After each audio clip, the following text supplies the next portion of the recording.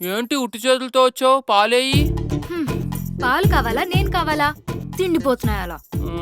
అవును, ఆ మూల పడుకున్నావేంట్రా? పూలు నలిగిపోతాయని. ఒరే పిచ్చోడా, శోభనం అంటే పూలు నలగాలి, బొట్టు చెరగాలి, జుట్టు చెదరాలి, నేను అరవాలి. అర్థమైందా? మధ్యలో పడుకో, నీకోటి ఇవ్వాలి.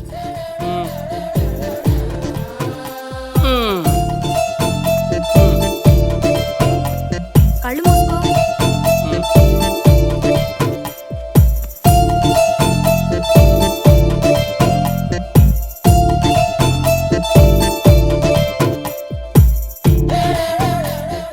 ఏదో ఇస్తాను, ఇంకా ఇవ్వవేంటి?